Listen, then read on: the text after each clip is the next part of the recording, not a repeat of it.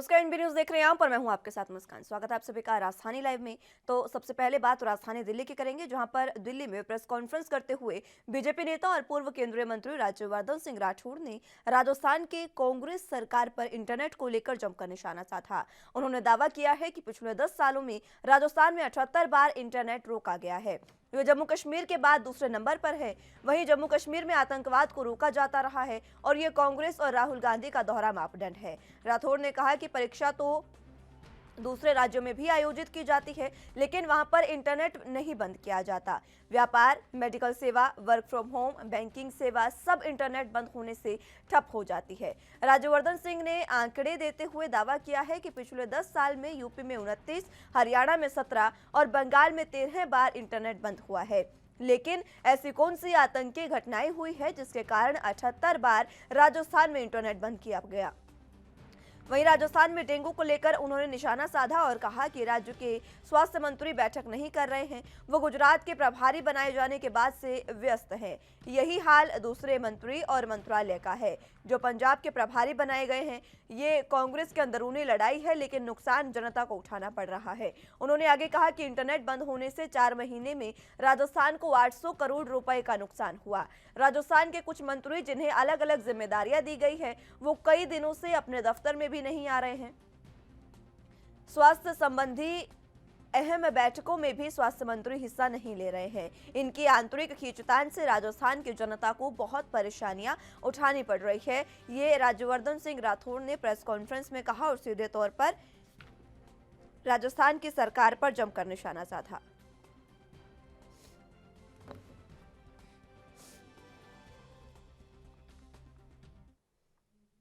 तो इस पर जरा जानकारी के लिए दिल्ली से संवाददाता राजीव तिवारी हमारे साथ जुड़े हुए हैं। राजीव, फिलहाल जिस तरीके से एक बार फिर से राजस्थान की सरकार पर आरोप लगाए गए हैं, वार पलटवार का दौर लगातार चल रहा है क्योंकि आगामी चुनाव, विधानसभा चुनाव भी नजदीक है। लेकिन इस बीच अब एक बार फिर से राजस्थान में कांग्रेस सरकार पर आरोप लगाए गए हैं इंटरनेट बंद करने के। प्रेस कॉन्फ्रेंस में और क्या कुछ खास रहा? देखिए, बिल्कुल सही कहा आपने। यहाँ पर बात करें जिस तरीके से भाजपा जो है वो लगातार कहीं न कहीं कांग्रेस के ऊपर हमला करती नज़र आ रही है और कांग्रेस जो है वो अपने आप को दोबारा से मजबूत स्तंभ के तौर पर ब बनाने की कोशिश कर रही है। मगर जिस तरीके से कह सकते हैं भाजपा के जो नेता हैं कह सकते हैं राज्यवर्धन सिंह राठौर, जिन्होंने कहीं न कहीं प्रेस वार्ता के अंदर सीधे-सीधे कांग्रेस के ऊपर हमला बोलते हुए कहा कि राजस्थान की जो सरकार है, यानी कांग्रेस की जो सरकार है राजस्थान के अंदर, वो कहीं न कहीं इंटरनेट बंद कर दिया गया है लगभग 78 बार लगभग 4 साल के अंदर। मगर जिस तरीके से इंटरनेट बंद किया गया है, तो कहीं न कहीं इतनी बड़ी कारण क्या थे और कहीं न कहीं इतनी बड़ी सुविधाएँ बंद करने से कहीं न कहीं जो जनता को परेशानियाँ हुई, यहाँ तक छात्रों को परेशानी हुई, व्यापार ठप हुआ और यहाँ तक कि जो 800 करोड़ रुपए का नुकसान बताया गया है, उसकी भरपाई किस तरीके से की जाएगी? क्योंकि जिस तरीके से कश्मीर के अंदर इंटरनेट बंद किया जाता है, वो भी आतंकी गतिविधियों को मद्देनजर रखते हुए, तो कहीं न कहीं कश्मीर के बाद में दूसरे नंबर पर राजस्थान को रखा गया है और कहीं न कहीं सीधे-सीधे कहें तो कांग्रेस पार्टी के ऊपर जमकर कह सकते हैं राठौर की तरफ से हमला बोला गया है। मगर बात करें जिस तरीके से उन्होंने कहा कि पंजाब के अंदर भी कहीं न कहीं दोहरी नीति अपनाई जा रही है और कहीं न कहीं पंजाब की सरकार जो है वो कहीं न कहीं कांग्रेस पार्टी जो है वो अपनी लड़ाई जो है वो जनता को थोप रही है और जनता जो है वो परेशान है। मगर यहाँ पर बात करें जिस तरीके से राजस्थान की, तो कहीं न कहीं आने वाले चुनावों के अंदर भी कहीं न कहीं इसी को लेकर चुनावी मुद्दे बनाए जा रहे हैं और लगातार कहीं न कहीं कांग्रेस को घेरा जा रहा है। मगर बात करें कांग्रेस की जो अंदरूनी लड़ाई है, वो कहीं न कहीं कांग्रेस के लिए मुश्किलें खड़ी करते हुए नजर आ रही है और कहीं न कहीं उसका खामियाजा भी जनता को भुगतना पड़ रहा है। मगर जहाँ पर बात करें कांग्रेस की सरकारें हैं राज्य के अंदर, या राजस्थान की बात करें, पंजाब की बात करें, तो वहाँ पर भी कहीं न कहीं खामियाजा ज़रूर कांग्रेस को उठाना पड़ रहा है और कहीं न कहीं जिस तरीके से व्यापार ठप होने की बात की गई, क्योंकि राजस्थान के अंदर के 800 करोड़ रुपए का नुकसान हुआ है सरकार को और जिस तरीके से डेंगू मलेरिया फैल रहा है, उसको लेकर भी स्वास्थ्य मंत्री जो है राजस्थान के, वो भी हम्म। कैसे कि बैठक नहीं कर रहे हैं, ऑफिस दफ्तर नहीं जा रहे हैं और जो अधिकारी हैं या फिर और विभाग के जो लोग हैं, वो भी कहीं न कहीं कह सकते हैं अपनी स्थानों पर नहीं जा रहे हैं, कार्य नहीं कर रहे हैं, तो कहीं न कहीं सीधे-सीधे कहीं न कहीं कांग्रेस के ऊपर हमला बोला जा रहा है और बिल्कुल। कांग्रेस और पार्टी राजीव को हर देखिए, तरीके से। अगर इंटरनेट बंद भी किया गया, क्योंकि अभी जिस तरीके से रीट की परीक्षा आयोजित हुई थी, उसमें ठीक है, अगर मान ले कि इंटरनेट आपने बंद भी किया है सुरक्षा के लिहाज से कि पेपर लीक ना हो, उसके बावजूद भी इस तरीके की बातें सामने आई जिसमें पेपर लीक हुआ और उसके बाद पेपर कहीं ना कहीं एक बार फिर से दोबारा करवाने की नौबत आई। अगर आप इंटरनेट बंद करते हैं तो फिर ये चीजें नहीं होनी चाहिए थी, यानी कि सीधे तौर पर आप इंटरनेट भी बंद कर रहे हैं और उसके बावजूद भी सुरक्षा के एहतियातन आप सही काम नहीं कर रहे हैं, तो कार्यप्रणाली पर सवाल उठना तो लाज़मी है। देखिए, बिल्कुल सही कहा आपने। यहाँ पर बात करें जिस तरीके से राजस्थान के अंदर इंटरनेट बंद किया गया था, छात्रों को परेशानी हुई क्योंकि ऑनलाइन के माध्यम से कोरोना काल के अंदर बिल्कुल उनकी पढ़ाई हो रही थी और कहीं न कहीं हुँ। वो ही पढ़ाई कहीं न कहीं दिक्कतें दे रही थी। मगर जिस तरीके से लगातार कहीं न कहीं परीक्षाओं की बात की जाए तो परीक्षाओं की जो माध्यम था वो भी कहीं न कहीं इंटरनेट के द्वारा ही बच्चों की पढ़ाई हो रही थी। मगर यहाँ पर बात करें जिस तरीके से इंटरनेट को बंद किया गया, वो भी 78 बार, तो उसका कारण क्या था और जितनी बड़ी कह सकते हैं जो क कह सकते हैं प्रक्रिया है जो अपनाई जा रही है, वो क्यों अपनाई जा रही है और कहीं न कहीं जो कांग्रेस पार्टी के लिए कहा गया कि दोहरी नीति राहुल गांधी की है, तो कहीं न कहीं साफ ज़ाहिर है, कहीं न कहीं इस तरीके की प्रक्रिया नहीं होनी चाहिए थी राजस्थान के अंदर भी कि और जो व्यापारी है, जिनका जो इंटरनेट के माध्यम से सारा बैंक कह सकते हैं जो लेन-देन होता है या फिर कहें बैंकिंग जो कार्य होता है, वो भी इंटरनेट के माध्यम से होता है और लगातार कहीं न कहीं बच्चों की पढ़ाई की बात करें, व्यापार की बात करें, आजकल के समय के अंदर सारी चीज़ें इंटरनेट के माध्यम से ही चलाई जा रही हैं। मगर जिस तरीके से इंटरनेट को बंद किया गया है, वो भी 78 बार, तो उससे कहीं न कहीं बड़ा नुकसान ज़रूर हुआ है। मगर कांग्रेस पार्टी को भी समझना होगा कि अगर उन्होंने अपनी छवि सुधारनी है, तो कहीं न कहीं इस तरीके के कार्य नहीं करने होंगे और जो उनकी अंदरूनी लड़ाई है, उसका कहीं न कहीं बाहर क कह सकते हैं लेके नहीं आना होगा। जिस तरीके से वो अंदर की लड़ाई है, जो अंदर सुलझाई जाए। मगर जिस तरीके से कांग्रेस पार्टी के अंदर खुद अभी तक लड़ाई देखने को मिल रही है, पंजाब को लेकर हो या राजस्थान को लेकर हो या फिर जो अधिकारी हैं या नेता हैं, जो आपसी लड़ाई कर रहे हैं, उसके अंदर कहीं न कहीं कांग्रेस को काफ़ी बड़ा नुकसान उठाना पड़ रहा है और यही चीज़ कांग्रेस पार्टी की जो अध्यक्ष सोनिया गांधी है, जिन्होंने बीच में पिछले कुछ दिनों के अंदर बैठक की थी और कहीं न कहीं अपने नेताओं से ये कहा था कि मीडिया से दूरी बना के रखें और कहीं न कहीं उनकी जो भी परेशानियाँ हैं, वो आला कमान के पास आकर अपन सुलझाने की कोशिश करें और उनसे बातचीत करें, तो ही सुलझाई जा सकती है। मगर यहाँ पर कहीं न कहीं अभी भी कांग्रेस पार्टी की ज़रूर मुश्किलें बनती हुई नज़र आ रही है क्योंकि अभी भी जो अंदरूनी लड़ाई है, उसका खामियाजा कांग्रेस को भुगतना पड़ रहा है। जी। हुँ। लेकिन राजीव, अंदरूनी लड़ाई का खामियाज़ा कांग्रेस को भुगतना पड़ रहा है, लेकिन इस बीच जनता तो पिसती नज़र आ रही है ना। 800 करोड़ से ज़्यादा का नुकसान बताया गया है, जो राज्यवर्धन ने आरोप लगाए हैं, उसमें इतना बड़ा नुकसान अगर पिछले 10 सालों में बताया गया है, तो फिर उसके बावजूद भी अगर उनसे किसी भी चीज़ को लेकर जैसे पेट्रोल, डीज़ल की बात कर लें, महँगाई को लेकर सेस और वैट कम करने को कहा जाता है, तब वो ये बातें कहते हैं कि उनको राजस्व नहीं मिल पा रहा है।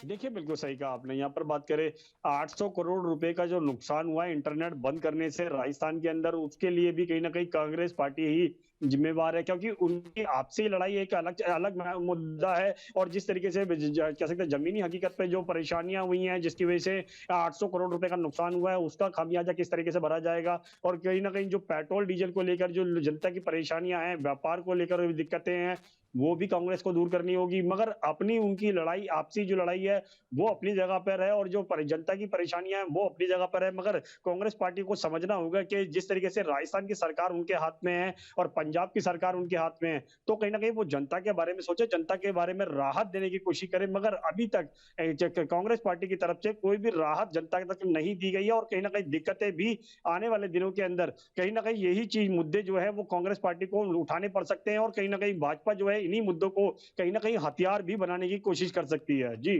हुँ, बिल्कुल। लेकिन तमाम चीज़ों को अगर देखें राजीव, तो एक बार फिर से बात वहीं आती है कि कांग्रेस की कार्यप्रणाली पर सवाल उठना लाज़मी है। इतना बड़ा नुकसान, मैं माफ़ी चाहूँगी, पहले मैंने गलत बताया आपको, लेकिन पिछले 10 साल में नहीं, 4 महीने में 800 करोड़ का नुकसान है। अगर मात्र 4 महीने में 800 करोड़ का नुकसान हो रहा है, तो पिछले 10 सालों में जिस तरीके से 78 बार इंटरनेट बंद हुआ, तो न जाने कितना ही नुकसान देश की जनता को हुआ होगा। और राजस्थान की जनता जो है, वो भी इस समय कहीं न कहीं प्रताड़ित महसूस कर रही है। अब जिस तरीके के आरोप लगाए हैं, इस पर क्या किसी तरीके की कार्रवाई की भी मांग की है राज्यवर्धन ने? देखिए, बिल्कुल सही कहा आपने। ये यहाँ बात करें स्वास्थ्य मंत्री, जो पूर्व स्वास्थ्य मंत्री जो राज्यवर्धन है, उन्होंने जिस तरीके से आरोप लगाए और कहीं न कहीं प्रेस वार्ता के अंदर जिस तरीके से कहा गया कि कांग्रेस पार्टी जो है वो दोहरी नीति अपना रही है। राजस्थान के अंदर 78 बार जो इंटरनेट की सेवाएँ बंद की गई है, उससे कहीं न कहीं व्यापार, शिक्षक और यानी कि छात्र जो हैं, वो सभी परेशान हुए हैं और कहीं न कहीं जो इतना बड़ा खामियाजा यानी कि 800 करोड़ रुपए का जो नुकसान हुआ है, उसकी भरपाई किस तरीके से की जाएगी। और जो कश्मीर की बात की गई कि कश्मीर के अंदर भी भी इंटरनेट बंद किया जाता है, मगर वो आतंकी गतिविधियों को ध्यान में रखकर बंद किया जाता है। इसलिए कहीं न कहीं कश्मीर से ही जोड़ा जा रहा है, और क्योंकि कश्मीर के अंदर लगातार कहीं न कहीं सबसे ज़्यादा इंटरनेट रोका गया है, उसके दूसरे बाद यानी दूसरे नंबर पर राजस्थान को रखा गया है, क्योंकि 78 बार इंटरनेट बंद करने का मतलब है काफ़ी बड़ा नुकसान। वो सरकार किस तरीके से भरपाई करेगी, और दूसरा जिस तरीके से जनता को परेशानी हुई है इंटरनेट बंद करने से, उसका नुकसान किस तरीके से भरपाई की जाएगी कांग्रेस के द्वारा। मगर जो कांग्रेस की आपसी लड़ाई है, वो अपनी जगह पर है, मगर कांग्रेस को समझना होगा कि जिस तरीके से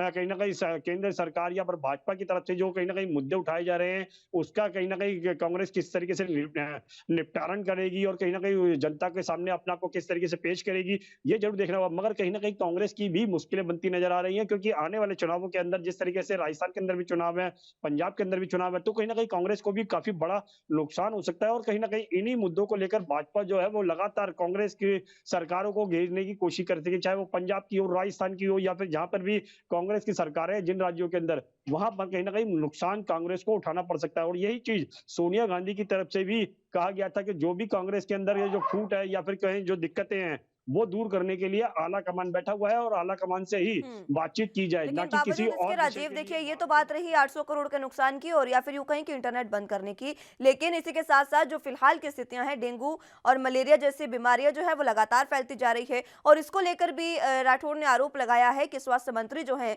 वो स्वास्थ्य के मद्देनजर ना तो बैठक कर रहे हैं, और अगर बैठक होती है अधिकारियों की तो वो उसमें हिस्सा नहीं लेते हैं। तो जनता आखिर किस तरीके से उन पर विश्वास करेगी आगामी विधानसभा चुनावों के लिए? क्योंकि देखिए इस तरीके से जब डेंगू, मलेरिया और कोरोना के भी एक बार फिर से कोरोना पैर पसारने लगा है, तमाम जो स्थितियां स्वास्थ्य व्यवस्था की है, उसके मद्देनजर स्वास्थ्य मंत्री को चाहिए कि वो तमाम चीजों का जायजा ले, और राजस्थान में जितने भी डेंगू मलेरिया के केस लगातार जो बढ़ते नजर आ रहे हैं उनको कम करने की कोशिश की जाए। लेकिन बावजूद इसके राठौड़ ने आरोप लगाया है उन पर कि वो किसी भी तरीके से बैठ के भी नहीं करते नजर आ रहे हैं। देखिए, बिल्कुल सही कहा आपने। यहाँ पर बात करें कल की जो प्रेस वार्ता थी, यानी कि राठौर के द्वारा जिस तरीके से आरोप लगाए गए थे, वो 2 मुख्य बिंदुओं पर थे आधारित थे। एक इंटरनेट पर, दूसरा जो कोरोना जो कैसे कहते हैं डेंगू और जो मलेरिया फैल रहा है, लगातार कहीं न कहीं पूरे देश के अंदर पैर पसारता हुआ नज़र आ रहा है। उसको लेकर भी कहीं न कहीं राजस्थान सरकार को घेरा गया, और कहीं न कहीं ये भी कहा गया कि डेंगू, मलेरिया के लिए जो स्वास्थ्य कर्मी या स्वास्थ्य अधिकारी या स्वास्थ्य मंत्री जो हैं, वो कहीं न कहीं अपने-अपने कार्य नहीं कर रहे हैं, जिसकी वजह से कहीं न कहीं दिक्कतें आ रही हैं। और सबसे बड़ी दिक्कत है इस समय डेंगू, मलेरिया लगातार अपने पैर पसारता नजर आ रहा है, और कहीं न कहीं जो लोगों की परेशानियां हैं, बीमारियां जो बढ़ रही है, उसको कहीं न कहीं स्वास्थ्य मंत्री को जायजा लेना चाहिए। जायजा लेने के साथ-साथ कहीं न कहीं अस्पतालों के अंदर ये कोशिश करनी चाहिए थी कि उनकी जो राज्य की जनता है, उनको कहीं न कहीं किसी भी तरीके की दिक्कतें ना हो, इलाज कराने के लेकर हो या फिर किसी भी तरीके की दिक्कतें हों, उनको दूर किया जाए। मगर अभी तक जिस तरीके से कहा गया कि राठौर के द्वारा कि जो स्वास्थ्य मंत्री हैं, वो अपने कह सकते हैं ऑफिस में नहीं जा रहे हैं, अधिकारी हैं, वो नहीं जा रहे हैं, जो हम्म। बड़े नेता हैं, मंत्री हैं, वो अपने कार्य नहीं कर रहे हैं, तो उससे साफ जाहिर है कहीं न कहीं कांग्रेस को समझना होगा कि इस तरीके की भूमिका नहीं निभानी होगी, क्योंकि इस तरीके की अगर भूमिका कांग्रेस निभाती है, तो कहीं न कहीं जनता के बीच में उनका एक संदेश जाता है, और कहीं न कहीं उसको खामियाजा जो है वो जनता को सरकार को भुगतना होगा। मगर यहाँ पर कहीं न कहीं जनता अभी बिल्कुल परेशान है, जनता को भी कहीं न कहीं खामियाजा भुगतना पड़ रहा है, क्योंकि कांग्रेस पार्टी के अंदर जिस तरीके से कैसे कार्रवाई नहीं की जा रही है डेंगू, मलेरिया को लेकर या इंटरनेट को लेकर, तो कहीं न कहीं उसके अंदर भी कहीं न कहीं कांग्रेस को नुकसान उठाना पड़ सकता है। और हाँ, यही चीज़ का फ़ायदा जो है, वो भाजपा उठाने की कोशिश करेगी। मगर इन चीज़ों को राजनीतिक मुद्दा ज़रूर बनाया गया है, और कहीं न कहीं कांग्रेस को गिराया गया है। मगर बात करें जिस तरीके से कांग्रेस की, तो कांग्रेस को भी समझना होगा कि जहाँ पर भी उनके राज्यों की सरकारें हैं, तो कहीं न कहीं उनके लिए भी जनता के बारे में सोचें, और जनता की जो भी परेशानियाँ हैं, चाहे वो डेंगू, मलेरिया को लेकर हो, इंटरनेट को लेकर हो, छात्रों को परेशानियाँ हो, पढ़ाई को लेकर हो, व्यापार को लेकर हो, जो 800 करोड़ रुपए का नुकसान बताया गया है, उसको कहीं न कहीं दूर करने की कोशिश की जाए। मगर अभी तक जो पेट्रोल, डीजल के दाम बढ़ रहे हैं, उससे कहीं न कहीं महँगाई बढ़ रही है, जनता बिल्कुल परेशान है। मगर राजस्थान की सरकार को समझना होगा कि इस तरह की परेशानियों के लिए कहीं न कहीं वो ही ज़िम्मेवार है, और कहीं न कहीं जनता के लिए कुछ उपाय निकाले जाएँ। जी। हुँ। ठीक है राजीव, बहुत शुक्रिया हमारे साथ जुड़ने के लिए और तमाम जानकारी के लिए। तो अगली खबर की रुख कर लेते हैं, जहां पंजाब में आम आदमी पार्टी के चीफ अरविंद केजरीवाल ने अपने 2 दिवसीय दौरे पर पंजाब यात्रा के पहले दिन मानसा के किसानों से मुलाकात की है, और आज उनकी यात्रा का दूसरा दिन है। अरविंद केजरीवाल ने बड़ा चुनावी वादा करते हुए कहा कि उनकी सरकार बनने पर पंजाब में किसी भी किसान को आत्महत्या कर अपनी जान नहीं गंवानी पड़ेगी। अरविंद केजरीवाल ने किसानों की आत्महत्या को शर्म का मुद्दा करार दिया है। उन्होंने कहा कि जब भी कोई किसान आत्महत्या करता है तो सभी को बेहद तकलीफ पहुंचती है। आजादी के 70 साल बाद भी हमारे किसानों को आत्महत्या कर अपनी जान गंवानी पड़ रही है। यह हमारे लिए बेहद शर्म की बात है। केजरीवाल ने कहा कि 1 अप्रैल के बाद किसी भी किसान को आत्महत्या नहीं करनी पड़ेगी। दिल्ली के सीएम ने कहा कि मैं आपसे वादा करता हूं कि 1 अप्रैल के बाद किसी भी किसान को आत्महत्या नहीं करनी पड़ेगी और इसके लिए कुछ भी करने को हम तैयार हैं, इसका मैं आपसे वादा कर रहा हूं। वहीं केजरीवाल की पार्टी ने किसानों को लेकर खास प्लान भी बनाने का दावा किया है। आप के नेता ने कहा कि हम पंजाब के किसानों को लेकर बड़े लेवल पर प्लान बना रहे हैं। 1 महीने बाद मैं फिर से पंजाब आऊंगा और अपना प्लान आपके साथ शेयर करूंगा। बता दें कि विधानसभा चुनावों के मद्देनजर दिल्ली के सीएम केजरीवाल इस महीने में दूसरी बार पंजाब चुनाव के दौरे पर हैं। यहां पर पंजाब वो पहुंचे हैं और अगले साल होने वाले विधानसभा चुनावों को जीतने के लिए आम आदमी पार्टी अभी फिलहाल कोई भी कोर कसर नहीं रहने देना चाहती। इसीलिए अरविंद केजरीवाल खुद लगातार पंजाब आ रहे हैं। 1 महीने में दूसरी बार वो पंजाब आए। 2 दिवसीय उनका यह दौरा, जिसमें पहले दिन उन्होंने मानसा में किसानों से मुलाकात की, बैठक की, 500 किसानों से यहाँ पर बैठक की है और आज दूसरे दिन वो 1000 किसानों से बैठक बठिंडा में करेंगे।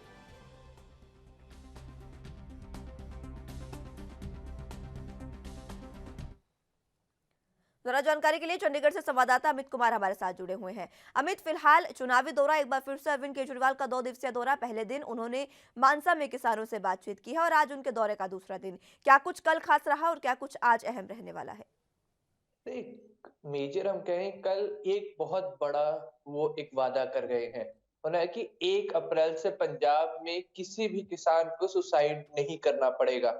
एक ये बहुत बड़ा स्टेटमेंट है, क्योंकि एक कृषि आधारित सूबा होने के चलते पंजाब में बहुत सारे किसानों के सुसाइड करने की घटना सामने आती है। अब चाहे ये लोन्स के चलते हो, चाहे फसल बर्बाद करने के चलते हो, चाहे अन्य कई कारणों के चलते। तो उसमें ज्यादातर सुसाइड अटेम्प्ट्स में किसान आते हैं। ऐसे में एक बहुत बड़ा स्टेटमेंट दे गए हैं अरविंद केजरीवाल। इसे अगर हम इलेक्शंस के हिसाब से भी देखें या फिर हम एक नॉर्मल पॉलिटिक्स के हिसाब से देखें, बहुत बड़ा स्टेटमेंट है।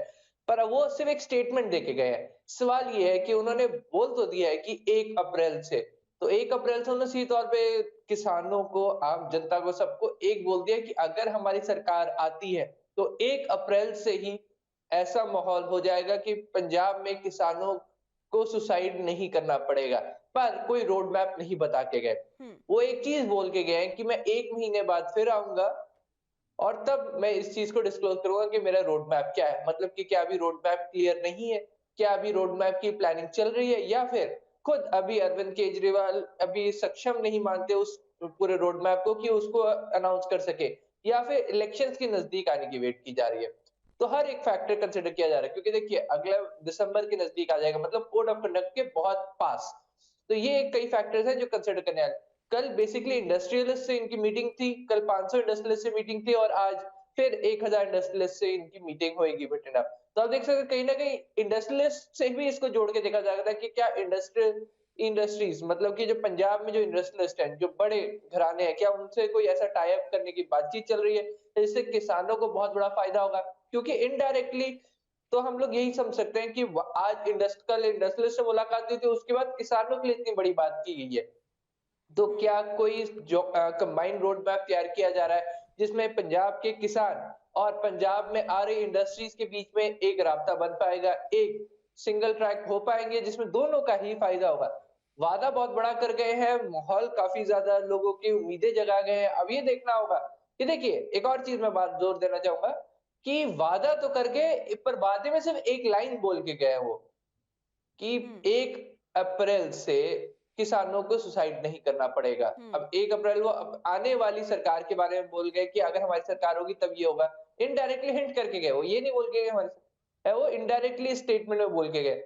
वहीं दूसरी तरफ अब ये है कि 1 महीने बाद अपना रोड मैप लेके आएंगे, तो लोगों में वेट की भावना हो जाएगी। लोग इंतजार करना चाहेंगे, लोग सुनना चाहेंगे कि आखिर ऐसा क्या वादा अरविंद केजरीवाल करने आ रहे हैं। पर इसके हम एक और मायने भी लगा सकते हैं। ये देखिए फिर से खुद अरविंद केजरीवाल आके अनाउंस करेंगे। पर बिल्कुल। सवाल ये है कि जो पंजाब की लीडरशिप है उनको फ्रंट स्टेज क्यों नहीं दी जा रही है? क्यों उनको इतना सक्षम नहीं माना जा रहा है कि वो खुद इतनी मेजर अनाउंसमेंट करें? क्योंकि क्या अरविंद केजरीवाल खुद आके पंजाब में इलेक्शन लड़ना चाहते हैं, इसलिए वो बार-बार यहाँ पे आके इतनी बड़ी अनाउंसमेंट कर रहे हैं? एक ये सवाल आम आदमी पार्टी में खुद उठता हुआ नजर आ रहा है, क्योंकि ना भगवंत मान इतने कोई बड़े प्रॉमिस कर पाए, ना ही हम बात करें आम आदमी पार्टी के leader of opposition Harpal Cheema, उनकी तरफ से ऐसी कोई अनाउंसमेंट आ रही है। तो ये एक जरूर अगर हम कह सकते हैं कि नेगेटिव स्टेटमेंट, इसको नेगेटिवली लिया जा सकता है। पर ऑल ओवर एक वेट एंड वॉच का जरूर अब माहौल पंजाब में बन चुका है कि वो देखना चाहता है कि आम आदमी पार्टी क्या ऑफर कर रही है, क्योंकि पहले भी वो कुछ और वादे इसी कर को चुके हैं लेकर जैसे अमित देखिए, जिस तरीके से आपने ये बात रखी, इसी को लेकर पहले भी अभी आम आदमी पार्टी की में पंजाब में अगर बात करें तो सीधे तौर पर उनमें मतभेद चल रहा है, क्योंकि भगवंत मान लगातार ये कहते नजर आ रहे हैं कि आपने अभी तक सीएम का चेहरा अभी तक सबके सामने नहीं रखा है, तो इसीलिए यहाँ पर मतभेद भी चल रहा है। तो इसको लेकर आगामी विधानसभा चुनावों पर कितना असर पड़ सकता है? देखिए बहुत ज्यादा असर पड़ सकता है क्योंकि पंजाब में लोग एक फेस को वैल्यू बहुत मानते हैं। हम्म। आप किसके फेस में चुनाव लड़ रहे हैं? पिछली बार अगर हम कंपैरेटिवली बात करें, पिछली बार आम आदमी पार्टी के हारने का कारण भी यही था कि फेस डिसाइड नहीं हो पाया, फेस बिल्कुल। नहीं ला पाए। बात वो ये जितना डिले करेंगे, क्योंकि पंजाब में आपकी पार्टी को कौन रिप्रेजेंट कर रहा है, आपकी पार्टी के वादे करने, क्योंकि देखिए एक मैसेज नेगेटिव अभी भी यही जा रहा है कि दिल्ली से सरकार अभी भी कंट्रोल होती नजर आए, क्योंकि हम कांग्रेस की कंपैरेटिवली बात करते हैं, यही नैरेटिव खुद आम आदमी पार्टी देती है कि दिल्ली से सरकार चलती है पंजाब की। तो क्या अब भी दिल्ली से सरकार चलने की बात नहीं हो रही है? क्योंकि अरविंद केजरीवाल खुद सभी मेजर डिसीजन लेते हैं और खुद दिल्ली में वो दिल्ली के मुख्यमंत्री है। तो अब सवाल ये उठता है कि क्या अभी भी दिल्ली से पंजाब की सरकार चलेगी अगर फिर से अगर पंजाब में आम आदमी पार्टी आती है? तो ये एक नैरेटिव जरूर जा रहा है। इसको लेके भगवत मान पहले ही लगातार आवाज खड़ी करते हैं, अंदर पार्टी के कई और विधायकों ने भी ये आवाज खड़ी की है। पर सवाल यही आ जाता है कि क्या अभी तक क्यों नहीं अपना फेस अनाउंस कर पाए हैं, या फिर आम आदमी पार्टी एक वेट एंड वॉच की स्थिति में है। वो ये देखना चाहते हैं कि सभी पार्टीज का क्या स्टैंड रहने वाला है, उनके कौन कौन से प्रॉपर फेस अगर हम कहें कि इलेक्शंस के लिए रिप्रेजेंट करें, क्योंकि अब तक हम कहें कि ना ही बीजेपी कोई एक नया चेहरा ला पाई है, ना ही कांग्रेस अभी तक प्रॉपरली अनाउंस कर पाई है। हाँ, कहते जरूर नजर आ रहे हैं कि पंजाब के करंट मुख्यमंत्री चरणजीत चन्नी होंगे और नवजोत सिंह सिद्धू पंजाब कांग्रेस का चेहरा होंगे। पर सवाल ये उठता है, क्या दो चेहरे खुद कांग्रेस के लिए सही होगा? क्या वो एक चेहरा फाइनली डिसाइड कर पाएगी? ये ऐसे कई मुद्दे हैं जो लगातार टैकल करने पड़ेंगे। पर आम आदमी पार्टी अभी ये इंप्रेशन जोर देती हुई नजर आ रही है कि अभी की जो आम आदमी पार्टी है वो दिल्ली से चल रही है, दिल्ली से कंट्रोल चल रही है, क्योंकि अगली मेजर अनाउंसमेंट करने खुद फिर से हम्म। अरविंद केजरीवाल ही वापस पंजाब आएंगे हम्म। और वो खुद ये अनाउंसमेंट करेंगे। ठीक है अमित, लेकिन आज भी जो पंजाब के माफ कीजिएगा, दिल्ली के सीएम अरविंद केजरीवाल हैं, वो पंजाब में आज उनका दूसरा दिन है दौरे का, और आज वो बठिंडा में 1000 किसानों से मुलाकात करने जा रहे हैं। क्या आज भी इसी तरीके का कोई चुनावी वायदा कर सकते हैं अरविंद केजरीवाल? देखिए मुलाकात की जा रही है, वादा क्या किया जाएगा ये हम कह सकते हैं। देखिए कल के वादे दोहराए जा सकते हैं, जो हम्म। कल जितनी बातचीत की वो दोहराई जा सकती है, क्योंकि वो पहले ही अनाउंस कर चुके हैं। 1 महीने बाद वो रोड मैप ले पे आएंगे। अब 1 महीने बाद का जो रोड मैप आना, उसकी अनाउंसमेंट 1 महीने पहले की जा रही है। तो आखिर क्यों? या तो फिर पूरा रोड मैप तैयार हो तब उसको एक साथ अनाउंस किया जाए। क्या हाइप बनाने की कोशिश की जा रही है? क्या आम आदमी पार्टी कुछ माहौल गरमाना चाहती है कि ज्यादा से ज्यादा लोग अट्रैक्ट हो? तो इन सब चीजों को हमें कंसिडर करना पड़ेगा। आज की मीटिंग हम ये देखनी होगी कि क्या होगी। तो देखिए सिर्फ किसान नहीं, इंडस्ट्रियलिस्ट भी हैं इसमें, और स्पेशल इन्विटेशंस भेजे गए हैं। देखिए स्पेसिफिक इन्विटेशंस भेजे गए हैं। मैं आपको बता दूं कि जो लोग इस ये जो 1000 लोगों की मीटिंग है, इसके लिए बकायदा स्पेशल इन्विटेशन भेजे गए। ऑफ कोर्स सीएम सिक्योरिटी का भी एक मेजर रीजन है, पर सिलेक्टेड लोग ही आएंगे। सिलेक्टेड लोग में कौन कौन है? क्या उसमें बड़े किसान ही होंगे? ऑफ कोर्स बड़े किसान, बड़े इंडस्ट्रियलिस्ट, लोकल एरियाज के बड़े, ये हम कह सकते हैं कि जो बड़ा इन्फ्लुएंस रखने वाले लोग, उन सबको ही बुलाया गया। तो अब सवाल ये उठता है कि देखना होगा कि आज क्या मेजर बातचीत चलती है, क्योंकि देखिए कल एक बहुत बड़ी अनाउंसमेंट कर चुके हैं, हम्म। पर उस अनाउंसमेंट का फॉलो अप महीने बाद आएगा। तो अब ये बिल्कुल। देखना होगा कि क्या 1 महीने का डिले आम आदमी पार्टी को फायदा देता है या फिर उल्टा हम्म। नुकसान देके चला जाएगा, अमित, तो क्योंकि जिस तरीके आखिर से ये 1 महीने की 1 महीने वेट का है। वायदा किया गया है, 1 महीने बाद रोड मैप तैयार करने की बात की गई है, बताया गया है अरविंद केजरीवाल ने कि 1 महीने बाद वो तमाम स्थितियां साफ कर देंगे कि किस तरीके का प्लान किसानों के लिए बनाया जा रहा है। अब इस प्लान को लेकर जो किसान हैं, जो बैठक में मौजूद थे, उनका किस तरीके का रवैया रहा, क्योंकि हम बात कर रहे हैं 1 महीने बाद के प्लान की, रोड मैप की। 1 महीने बाद की स्थितियां क्या होंगी वो तो बाद में ही पता चलेगी, लेकिन फिलहाल कल की स्थितियां किस तरीके से नजर आई, क्योंकि जब ये बात किसानों के सामने रखी गई तो उनका क्या रवैया रहा केजरीवाल के लिए? देखिए एक वेट एंड वॉच का, वो खुद ही एक वेट एंड वॉच का माहौल बना गए हैं। हम्म। किसानों ने सीधे तौर पे कह दिया कि वादा तो कर गए, एक बहुत बड़ी बात तो बोल गए, पर कैसे हासिल करेंगे ये क्लियर नहीं कर गए, क्योंकि किसानों की खुदकुशी कम करने की प्रॉमिस तो कांग्रेस सरकार भी कर चुकी है, और हर एक पार्टी जो इलेक्शन जीतती है वो एक वादा करके ही आती है कि इसमें एक अहम की फैक्टर कहीं ना कहीं मैनिफेस्टो में एक चीज हमेशा मेंशन होती है, किसानों की खुदकुशी किसी ना किसी तरह रोकी जाएगी, या फिर कर्ज माफी के ऊपर जोर दिया जाएगा। तो हम अब कहीं ना कहीं अब ये चीज फैक्टर बन चुकी है। किसानों की खुदकुशी और किसानों की कर्ज माफी दोनों को एक तरीके से ही जोड़ा जाता है। तो क्या अरविंद केजरीवाल पंजाब के सभी किसानों का कर्ज माफ करने की कोई प्लानिंग करके आ रहे हैं? क्या इसलिए ये इतना है? तो तभी एक वेट एंड वॉच का है, क्योंकि एक्चुअल में किस तरीके से रोकेंगे और किस पहलू को टारगेट करेंगे वो ये क्लियर नहीं करके गए। अगर ये चीज क्लियर हो जाती है तो शायद कोई और कॉन्क्रीट रिस्पॉन्स ज्यादा मिल सकता था किसानों की तरफ से, पर अभी एज सच कोई कॉन्क्रीट रिस्पॉन्स किसान भी देने के लिए रेडी नहीं है। क्यों सीधे तौर पे कहते हैं? क्योंकि हमें कोई कॉन्क्रीट जवाब ही नहीं मिला। एक ये से कह सकते हैं हवाई वादा है, सिर्फ एक वादा अभी है, और इस वादे के लिए भी अभी कोई एग्जैक्ट वादे में कोई और पॉइंट्स नहीं है, डिटेल नहीं है कि जिसको विश्वास किया जाए। अभी तो सिर्फ एक स्टेटमेंट बोल दी गई है कि महीने बाद इस स्टेटमेंट के लिए, अगर हम बोलेंगे, स्टेटमेंट का बाकी हिस्सा आएगा। तो इसलिए सब लोग, सभी किसान एक वेट एंड वॉच के साथ इंतजार करेंगे। देखना होगा कि आम आदमी पार्टी आखिर 1 महीने बाद ऐसा क्या लेके आती है जिससे पंजाब के किसानों की खुदकुशियां रुक जाएंगी 1 अप्रैल के बाद। बिल्कुल, ये तो देखने वाली बात होगी कि अरविंद केजरीवाल ऐसा क्या प्लान बनाकर लाते हैं। लेकिन क्या इसके लिए कोई भी जानकारी या कोई हिंट सामने आया कि किस तरीके का ये प्लान हो सकता है अमित? क्योंकि देखिए, सीधे तौर पर अरविंद केजरीवाल ने ये बात कही है कि किसी भी किसान को आत्महत्या नहीं करनी पड़ेगी 1 अप्रैल से। यानी कि साफ तौर पर वो ये तो कह गए हैं कि अभी आगामी विधानसभा जो चुनाव होने वाले हैं, उसमें सीधे तौर पर आम आदमी पार्टी आने वाली है। क्या अब इस रोड मैप के लिए कोई हिंट मिला है? यही चीज क्लियर नहीं कर पाए। अगर हम तो बोल रहे हैं वेट एंड वॉच की परिस्थिति, तभी हम लोग समझ रहे हैं कि लोगों के बीच में है, क्योंकि क्या रोड मैप है, क्या क्राइटेरिया है, किस चीज को वो टारगेट कर रहे हैं। उन्होंने ये बता दिया कि टारगेट कौन है उनका, किसान उनके टारगेट्स हैं, कि किसानों की भलाई के लिए, किसानों की खुदकुशी रोकने के लिए अरविंद केजरीवाल 1 तारीख से इतना ये एक बहुत बड़ा काम करने वाले हैं, जिससे सभी खुदकुशियां रुक जाएंगी। अब ऐसी क्या जादू की छड़ी लाने वाले हैं अरविंद केजरीवाल की, इस एक साथ पंजाब में सभी किसान खुदकुशी करना बंद कर देंगे? क्योंकि ऐसा कौन सा बड़ा रोड मैप है, और अगर इतना बड़ा रोड मैप है तो उसे पहले क्यों नहीं अनाउंस करती? क्योंकि अगर पहले शायद अनाउंस करते तो ऑल ओवर आम आदमी पार्टी को ही एक बहुत बड़ा फायदा होगा।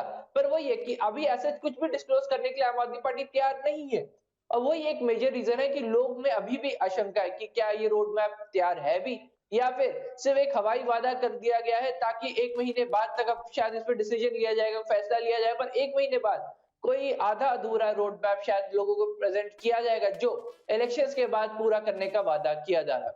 हम्म, ठीक है अमित, बहुत शुक्रिया हमारे साथ जुड़ने के लिए और तमाम जानकारी के लिए। तो लगातार जिस तरीके से अरविंद केजरीवाल 2 दिन के दौरे पर हैं, आज भी उनका दूसरा दौरा है। आज बठिंडा में वो किसानों से मुलाकात करने वाले हैं। देखना होगा कि इस मुलाकात में क्या कुछ खास रहता है। बुलेटिन में यहाँ फिलहाल वक्त एक छोटे से ब्रेक का है, फोन हाजिर होंगे।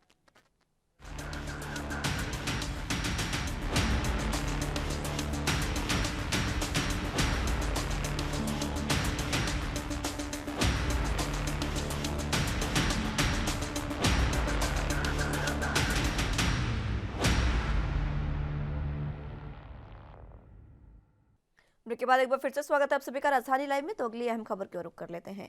पंजाब बीजेपी ने भी पंजाब में चुनावी गतिविधियों को तेज कर दिया है और अब बीजेपी ने बकायदा पंजाब चुनावों के लिए पोस्टर भी रिलीज किया है, जिस मौके पर बीजेपी के कई दिग्गज नेता जुटे। और बीजेपी नेता मदन मोहन मित्तल ने कहा कि अगले 15 दिन में किसानों वाली समस्या जो है वो समाप्त कर ली जाएगी। जबकि मीनाक्षी लेखी ने कहा कि विरोधियों को बीजेपी की रणनीति का ज्ञान नहीं है, जिसकी वजह से विपक्षियों ने खलबली मच गई है। इसी को लेकर उन्होंने हमारे संवाददाता से बातचीत की, क्या कुछ उन्होंने कहा सुनाते हैं आपको।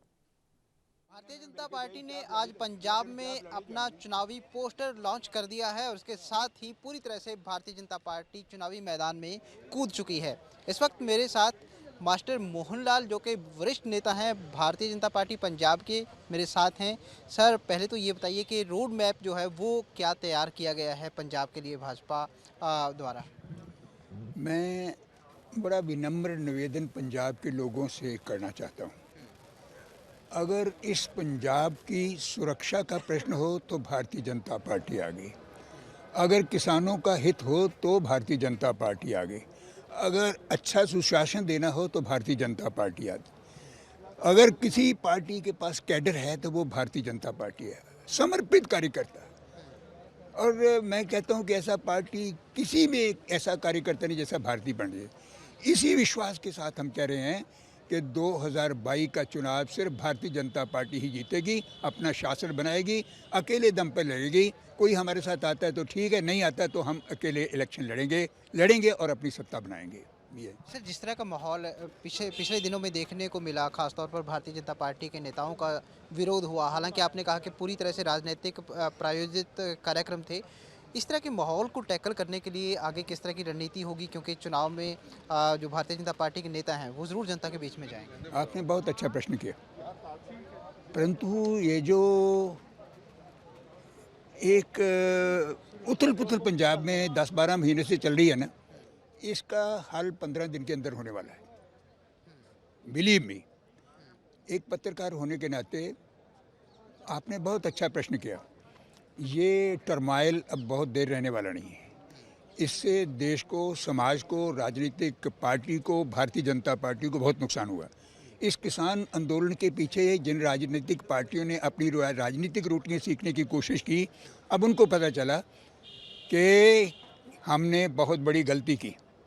इसलिए आज भारतीय जनता पार्टी का केंद्रीय नेतृत्व इस बात पर रहा है कि किसानों का आंदोलन हम ख़त्म करेंगे, चाहे उसका श्रेय कैप्टन अमरिंदर सिंह ले ले, चाहे मैं ले लूं, चाहे कोई भी ले ले, परंतु केंद्रीय सरकार इस बारे में सीरियस है कि इलेक्शन में जाने से पहले हम किसानों का ये आंदोलन ख़त्म करेंगे। यानी आप दावा कर रहे हैं कि जो हालात इस वक्त विरोध के बने हुए हैं वो पक्ष के बन जाएंगे 15 दिनों बाद भारतीय राजनीति में राजनीति तो ये 2 सेकंड की खेल है। आज जो राजनीति में दिखाई देता है कल वो नहीं होगा। राजनीति में क्षण क्षण राजनीति बदलती है और इलेक्शनों में तो क्षण का भी पता नहीं क्या होने वाला है। कल कौन किधर घूम जाए कोई पता नहीं है। और मैं आज दावे के साथ, बड़ी इज्जत के साथ आप जैसे पत्रकार के माध्यम से ये पैगाम पंजाब की जनता को देना चाहता हूँ कि देश की सुरक्षा के लिए, देश की एकता अखंडता के लिए, किसानों की भलाई के लिए 2022 के चुनाव में भारतीय जनता पार्टी का बिगल बजाइए। जय हिंद। एक लास्ट सवाल मैं पूछना चाहूँगा सर, कैप्टन अमरिंदर सिंह का जिक्र हो रहा है क्योंकि अब वो काफ़ी ज़्यादा चर्चित चेहरा हैं पंजाब के। भारतीय जनता पार्टी के साथ उनकी नज़दीकियाँ जो हैं वो लगातार बढ़ती जा रही है। एक सवाल ये बनता है सर कि क्या कैप्टन को भारतीय जनता पार्टी की ज़रूरत है या फिर भारतीय जनता पार्टी को इस वक्त कैप्टन की ज़रूरत है? कैप्टन को भारतीय जनता पार्टी की ज़रूरत है। आज कैप्टन साहब जो अमित शाह को मिल रहे हैं, केंद्र सरकार को मिल रहे हैं, तो उनको लगता है कि कांग्रेस ने मेरी इज्जत, मान सम्मान सब मिट्टी में मिला दिया। एक सैनिक, फौजी सैनिक कैप्टन अमरिंदर सिंह जैसा राष्ट्रवादी नेता सिद्धू को चीफ मिनिस्टर पंजाब का बनाने के लिए हाई कमांड ने वो गलती की है, इतिहास कांग्रेस के हाई कमांड को कभी माफ़ नहीं करेगा। इलेक्शन के दिन हैं और आपने घोड़ा बदल दिया। घोड़ा बदला ही नहीं, घोड़े को बेइज्जत करके बाहर निकाल दिया। इसलिए हम समझते हैं कि भारतीय जनता पार्टी बड़े आदर के साथ कैप्टन साहब को आमंत्रित करती है, आइए भारतीय जनता पार्टी ज्वाइन कीजिए, देश की सेवा सुरक्षा के लिए आगे बढ़िए। यही मैं कहना चाहता हूँ। जो मान सम्मान, जो पद प्रतिष्ठा कांग्रेस में थी, क्या वही संभाल कर भारतीय जनता पार्टी ने रखी हुई है कैप्टन साहब के लिए सर, वो मिलेगी? नहीं, कैप्टन साहब पहले हाँ तो करें, पहले हाँ करें, फिर इज्जत मान सम्मान सब जो हाल उन्होंने हाँ भी नहीं की। नहीं हाँ की तो फिर और बेइज्जती कराएंगे। और क्या करानी है बेइज्जती? जितनी बेइज्जती करा ली इससे ज़्यादा क्या है। एक चीफ मिनिस्टर को 4.5 साल जब चुनाव में हटा करके एक तरफ कर दिया, इससे ज़्यादा बेइज्जती क्या हो सकती है? अगर उनके अंदर ज़मीर है, अगर शहनशाही खून है उनके अंदर, तो उनका बचाव एक ही है कि भारतीय जनता पार्टी का दामन थामे, हम उनका पूरा इज्जत मान सम्मान करेंगे। धन्यवाद। बहुत बहुत शुक्रिया। हमारे साथ मास्टर मोहन लाल बातचीत कर रहे थे और 2 बड़ी खबरें इन्होंने दी हैं कि 15 दिनों के अंदर अंदर जो कृषि कानून हैं उनका समाधान हो जाएगा, किसानों की बात जो है वो सुनी जाएगी। 15 दिनों के अंदर अंदर इन्होंने दावा किया है और कहा है कि तमाम हालात जो है वो बदले जाएंगे भारतीय जनता पार्टी के पक्ष में। साथ ही इन्होंने कहा है कि कैप्टन अमरिंदर सिंह भारतीय जनता पार्टी को ज्वाइन करें और भारतीय जनता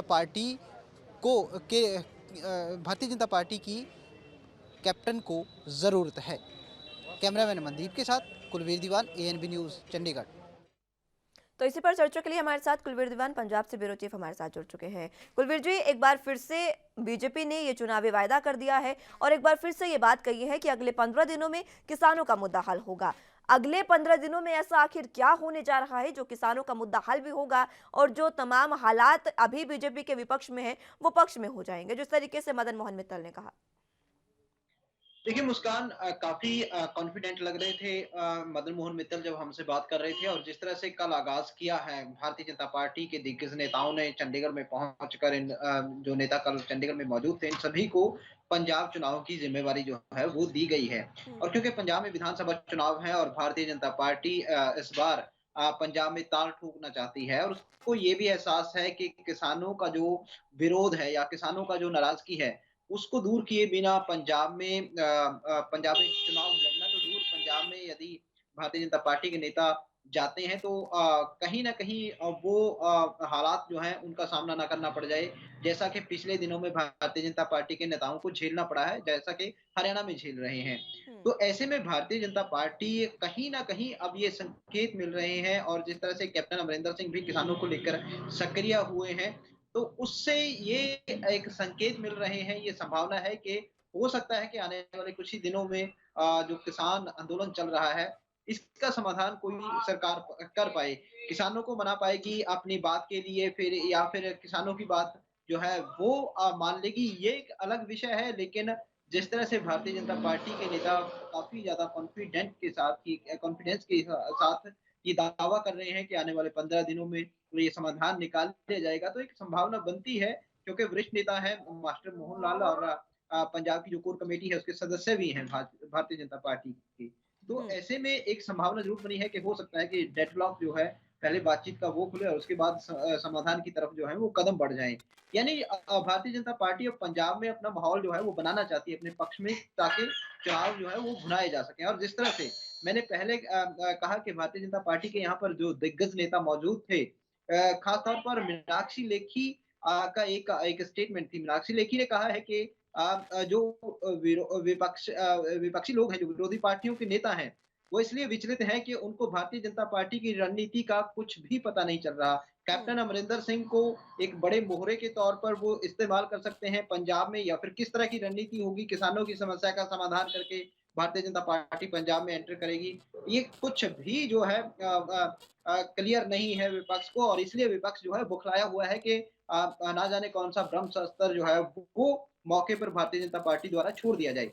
तो हुँ। इस तरह का जो कॉन्फिडेंस है भारतीय जनता पार्टी के नेताओं का या फिर इस तरह के जो बयानबाज़ी है या इस तरह के संकेत जो मिल रहे हैं मुस्कान, निश्चित तौर पर कहीं न कहीं ये उम्मीद की जा सकती है कि आने वाले कुछ दिनों में जो किसानों की समस्या है उसका समाधान केंद्र सरकार कर सकती है और पंजाब में अपने लिए एक चुनावी माहौल जो है राजनीतिक तौर पर वो तैयार कर सकती है। जी। हुँ। ठीक है, कुलबीर जी, बहुत-बहुत शुक्रिया हमारे साथ जुड़ने के लिए और चर्चा हमारे साथ करने के लिए, तमाम जानकारी के लिए। तो अगली खबर की ओर रुख कर लेते हैं।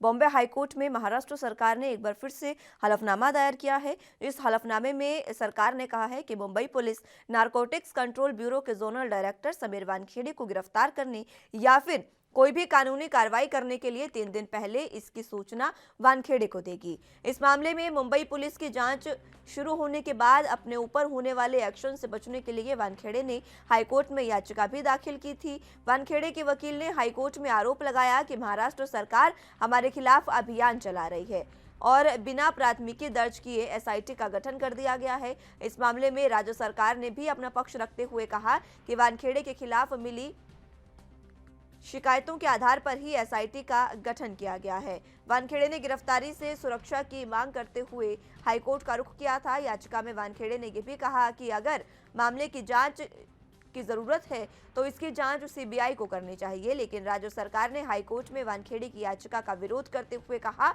कि उनके खिलाफ 4 शिकायतें मिली है। मुंबई पुलिस के अधिकारी जांच कर रहे हैं, जो अभी प्राथमिकी अवस्था में है। शुरुआत में वानखेड़े की याचिका का विरोध किया, लेकिन बाद में मुख्य सरकारी वकील अरुणा पाई ने अदालत को आश्वस्त किया कि समीर वानखेड़े को वसूली और भ्रष्टाचार के आरोपों के सिलसिले में 3 कार्य दिवस का नोटिस दिए बगैर गिरफ्तार नहीं किया जाएगा।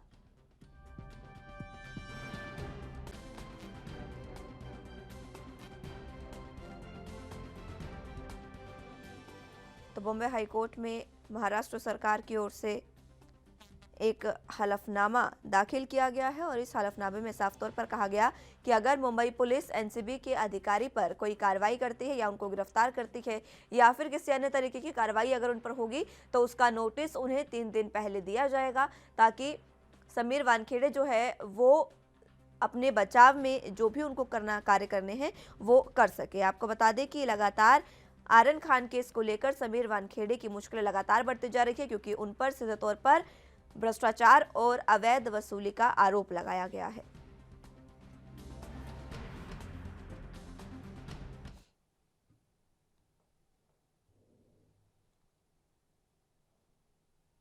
इस पर ज्यादा जानकारी के लिए मुंबई से संवाददाता सत्यप्रकाश सोनी हमारे साथ जुड़े हुए हैं। सत्यप्रकाश, फिलहाल जिस तरीके से समीर वानखेड़े को लेकर एक बार फिर से हलफनामा सरकार ने दाखिल किया है, केंद्र सरकार की ओर से यह हलफनामा बॉम्बे हाईकोर्ट में दाखिल किया गया, इस हलफनामे को लेकर किस तरीके की स्थितियां फिलहाल बनती नजर आ रही है? जी मुस्कान, देखिए जिस तरह से ड्रग्स क्रूज मामले में मुंबई की पुलिस, क्राइम ब्रांच और एसीबी खुद जांच कर रही है, ऐसे में कुछ जांच से बचने के लिए और उस जांच से गिरफ्तारी से बचने के लिए समीर वानखेड़े ने एक याचिका दायर की हाईकोर्ट में। उसके पहले मुंबई महाराष्ट्र सरकार के द्वारा भी एक हलफनामा दायर किया गया, जिसमें बताया गया है कि जिस तरह से जांच की प्रक्रिया धीरे धीरे आगे बढ़ रही है, ऐसे में अगर जरूरत पड़ी तो समीर वानखेड़े को गिरफ्तार किया जा सकता है। फिलहाल खुद जो है महाराष्ट्र सरकार की तरफ से कहा गया है कि उनको वक्त दिया जाएगा, उसके बाद गिरफ्तारी की जाएगी। लेकिन इन सभी बातों से बचने के लिए समीर वानखेड़े ने एक याचिका दायर की है, जिसमें मांग की है कि महाराष्ट्र सरकार जो है बिना एफआईआर किए हुए एसआईटी की गठित की है और ऐसे में उन्हें डर है कि महाराष्ट्र सरकार जो है उन्हें गिरफ्तार करवा सकती है। इसको लेकर याचिका में सीधे तौर पर हाईकोर्ट से कहा गया है कि समीर वानखेड़े की गिरफ्तारी जब भी होगी 3 दिन प्रायर इंफॉर्मेशन दिया जाएगा, नोटिस दी जाएगी, उसके बाद गिरफ्तारी की जाएगी। जी लेकिन सत्यप्रकाश, देखिए जिस तरीके से समीर वानखेड़े को लेकर मामला गरमाता जा रहा है, हालांकि अभी तक उन पर किसी तरीके के आरोप नहीं लगे थे, लेकिन अब लगातार आर्यन खान केस में ये मामला गरमाता जा रहा है। अब कल आर्यन खान को कहीं ना कहीं जमानत भी मिल गई है, लेकिन 7 शर्तें यहाँ पर कोर्ट ने रखी है, वो शर्तें भी बताएं और इसी के साथ इस पूरे मामले पर अब समीर वानखेड़े किस तरीके की कार्रवाई कर रहे हैं? से राज्य सरकार ने कहा कि 4 आरोप लगे हैं, चारों के खिलाफ जो है लगातार मुंबई पुलिस, क्राइम ब्रांच और खुद एमसीबी के 5 जो अधिकारी दिल्ली से आए वो जांच कर रहे हैं। सीधे तौर पर समीर वानखेड़े की मुश्किलें बढ़ने वाली है, क्योंकि लगातार एक के बाद एक आए दिन आरोप भी लगते हैं। जिस तरह से नवाब मलिक साहब ने लगातार आरोपी की झड़ी लगाई है, उसकी जांच जो है मुंबई पुलिस कर रही है। मुंबई पुलिस ने सीधे तौर पर समीर वानखेड़े का 2 दिन लगातार बयान दर्ज किया है, पूछताछ भी की है। इसके अलावा जिन गवाहों ने समीर वानखेड़े को लेकर आरोप लगाया है, उनकी भी जांच की जा रही है, पूछताछ की जा रही है। खासकर जिस तरह से केपी गोस्वामी की संलिप्तता देखी गई थी, केपी गोस्वामी का नाम सीधे तौर पर आता, उनकी गिरफ्तारी पुणे क्राइम ब्रांच में किया है और वह अब जो है 8 दिन तक पुलिस हिरासत में रहने वाले हैं।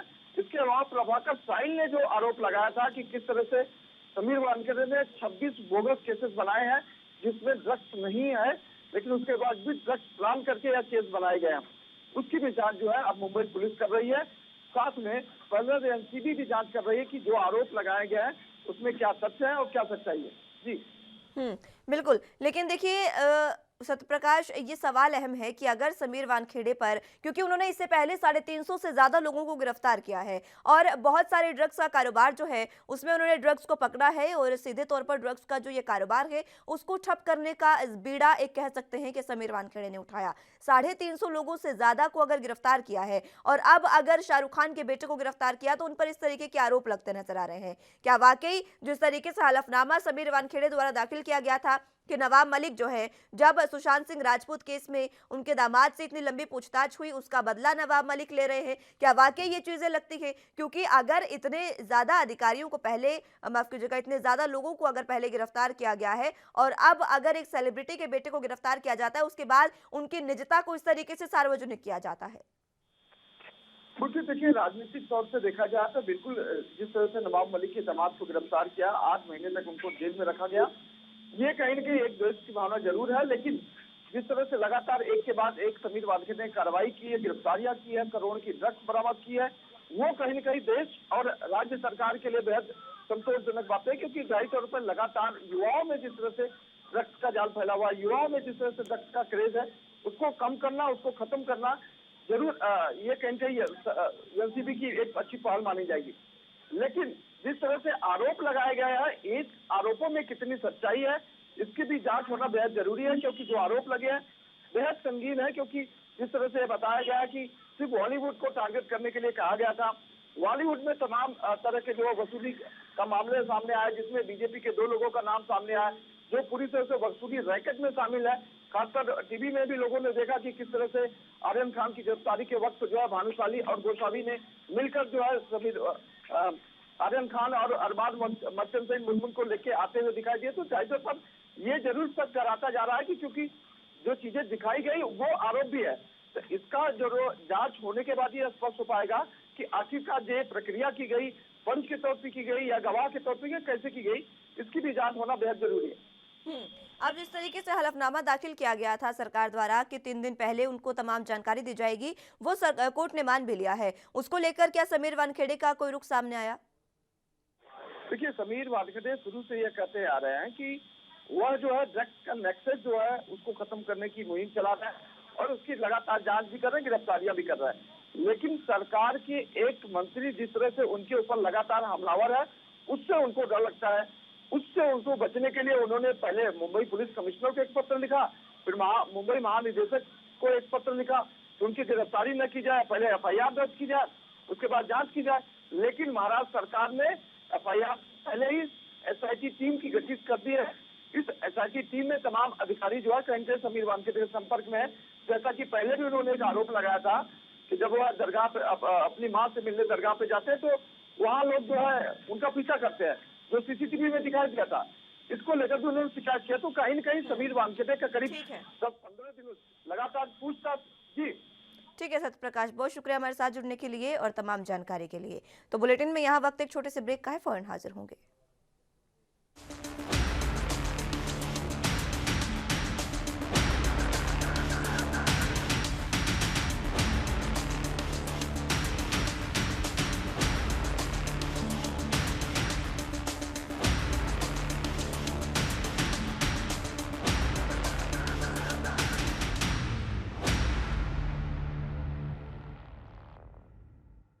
ब्रेक के बाद एक बार फिर से स्वागत है आप सभी का। तो रुख अगली अहम खबर की ओर कर लेते हैं। मध्य प्रदेश में मुख्यमंत्री शिवराज सिंह चौहान ने एक बार फिर से एक ऐलान किया है, जिसमें उन्होंने कहा कि राज्य सरकार ने ऐतिहासिक फैसला लेते हुए यह तय किया है कि ऐसे घर जिनमें एक से अधिक परिवार रहते हैं, परिवार मतलब पति पत्नी और बच्चे, और उनके पास रहने का कोई भी भूखंड नहीं है, तो उन्हें सरकार रहने के लिए निःशुल्क प्लॉट आवंटित करेगी। उनके पास आवास पट्टा होगा, राज्य सरकार पट्टा देगी और इससे प्रधानमंत्री आवास योजना में मकान बनने की राह भी खुल जाएगी और बाकी योजनाओं का भी लाभ लोगों को मिल सकेगा। मुख्यमंत्री ने कहा कि जिसने इस धरती पर जन्म लिया है उसका यह अधिकार है कि रहने के लिए जमीन का एक टुकड़ा तो कम से कम उसके नाम हो, जिस पर मकान बनाकर वो अपने परिवार बच्चों के साथ रह सके, और ये गरीबों के हक में एक ऐतिहासिक फैसला है। सीएम हाउस से जारी संदेश में उन्होंने कहा कि मुख्यमंत्री आवासीय भू अधिकार योजना में ग्रामीण क्षेत्रों में आबादी भूमि पर भूखंड आवंटन के दिशा निर्देश राज्य शासन द्वारा जारी किए गए हैं। सीएम शिवराज सिंह चौहान ने कहा कि प्रत्येक परिवार को न्यूनतम मूलभूत आवश्यकताओं के साथ प्रतिष्ठापूर्ण जीवन यापन का अधिकार सुनिश्चित करने के लिए उद्देश्य से ये योजना लागू की गई है।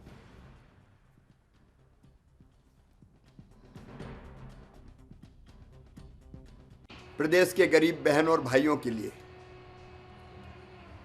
एक ऐतिहासिक फैसला सरकार ने किया है। मुख्यमंत्री आवासीय भू अधिकार योजना के ऐसे घर जिनमें एक से ज्यादा परिवार रहते हैं, परिवार मतलब पति पत्नी और बच्चे, और उनके पास और कहीं रहने का कोई भूखंड नहीं है, तो उनको सरकार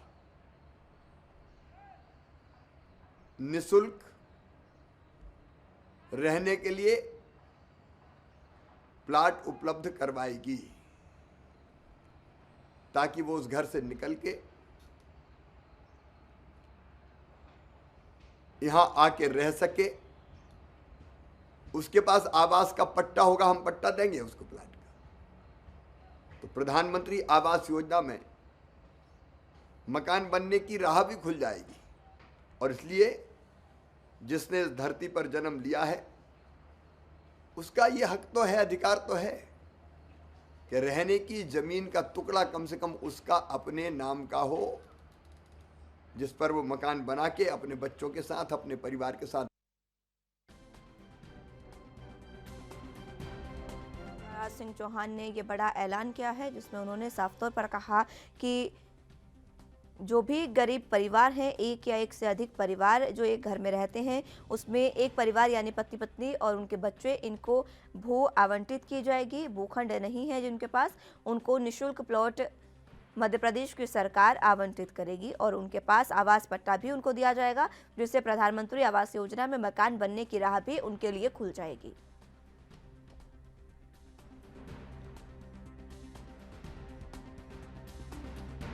परिवारों के लिए सीएम शिवराज सिंह चौहान ने यह बड़ा फैसला लिया है। सीएम शिवराज सिंह चौहान ने बड़ा ऐलान गरीब परिवारों के लिए किया है, जिसमें उन्होंने साफ तौर पर कहा कि गरीब परिवारों को एक पट्टा आवंटित किया जाएगा, उसके बाद वो प्रधानमंत्री आवास योजना में भी मकान ले पाएंगे और बाकी योजनाओं का भी लाभ उनको मिल सकेगा।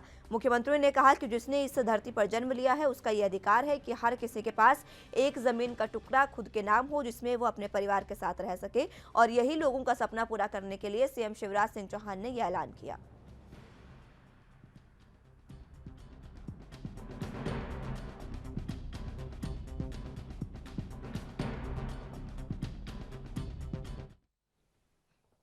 ज्यादा जानकारी के लिए मध्य प्रदेश से संवाददाता विजय तिवारी हमारे साथ जुड़ चुके हैं। विजय, फिलहाल मुख्यमंत्री ने एक बार फिर से ये बड़ा ऐलान किया है। इससे पहले मंच के माध्यम से भी उन्होंने ये बात कही थी और अब एक बार फिर से ये ऐलान कर दिया है कि जो आम नागरिक हैं, जो गरीब परिवार हैं, उनको एक पट्टा दिया जाएगा, जिसके बाद उनको तमाम सरकारी योजनाओं का और प्रधानमंत्री आवास योजना का लाभ होगा।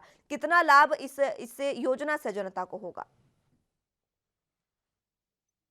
मध्य प्रदेश के मुख्यमंत्री ने कहा कि जिन परिवारों के पास कोई भी भूमि नहीं है, उन्हें राज्य सरकार के द्वारा भूमि दी जाएगी, 60 वर्ग मीटर भूमि दी जाएगी। और ऐसे परिवारों को भूमि दी जाएगी कि जिनके पास कोई भी पहले से भूमि नहीं दी है, उनके परिवारों को दी जाएगी। परिवार में सिर्फ पति पत्नी और अविवाहित बच्चे हो, जिससे कि लोगों को लाभ मिल सके। ठीक है विजय, इस योजना से लोगों को कितना लाभ मिलेगा ये भी मैं आपसे जानना चाहूंगी, क्योंकि देखिए योजनाएं लगातार की जाती है, लेकिन अब अभी उपचुनाव भी नजदीक है और विधानसभा चुनाव में आगामी नजदीक है, जिसको लेकर ये चुनावी योजना भी कही जा सकती है, चुनावी घोषणा भी कही जा सकती है। क्या वाकई ये चुनावी घोषणा या फिर इसको लेकर जमीनी स्तर पर कोई कार्य भी किया जा रहा है? अभी कल ही मध्य प्रदेश के मुख्यमंत्री द्वारा आदेश जारी किया गया है कि सभी कलेक्टरों को निर्देश दे दिए गए हैं कि जिन परिवारों के पास रहने के लिए कोई भी भूमि नहीं है, उन्हें मुख्यमंत्री भू आवासीय के तहत भूखंड प्लाट उपलब्ध करवाए जाएं, जिसमें 60 वर्ग मीटर भूमि उपलब्ध करवाने के नियम बनाए गए हैं। इसमें परिवार, ऐसे परिवार हैं जिनके पास सिर्फ पति पत्नी और अविवाहित बच्चे हों और जिनके पास वह आयकर टैक्स दाता ना हो, मतलब किसी भी प्रकार से, ना तो 5 एकड़ से उनके पास अधिक जमीन हो, ऐसे परिवारों को भूमि देने के आदेश जारी किए गए हैं। हालांकि मुख्यमंत्री ने अभी इस पर घोषणा की है और उनके द्वारा बोला गया है कि सभी कलेक्टरों को निर्देश दे दिए गए हैं और जिन ग्राम पंचायतों में ग्राम पंचायतों को अधिकार दिए गए हैं कि ग्राम पंचायत पूरी सूची बनाकर दें और जगह जगह पर इसका प्रचार प्रसार करवाएं। इससे पूर्व प्रधानमंत्री स्वर्गीय इंदिरा गांधी के द्वारा इंदिरा आवास के तहत लोगों को भूमि के लिए पट्टा दिया जा रहा था और इसके बाद अब मध्य प्रदेश के मुख्यमंत्री ने ये घोषणा की है। हालांकि अभी तक इसका जमीनी स्तर पर कोई भी प्रचार प्रसार शुरू नहीं हुआ है, जिससे कि लोगों को पता चल सके कि मुख्यमंत्री के द्वारा भूमि का आवंटन किया जा रहा है। ठीक है विजय, बहुत शुक्रिया हमारे साथ जुड़ने के लिए और तमाम जानकारी के लिए। तो लगातार जिस तरीके से सीएम शिवराज सिंह चौहान ने यह ऐलान किया है, अब देखना होगा कि इसका कितना असर आगामी विधानसभा चुनावों पर पड़ता है, क्योंकि सीधे तौर पर यह चुनावी घोषणा के रूप में देखी जा रही है। फिलहाल के लिए राजधानी लाइव में मेरे साथ बस इतना ही। आप जुड़े रहिए एनपी न्यूज के साथ। नमस्कार।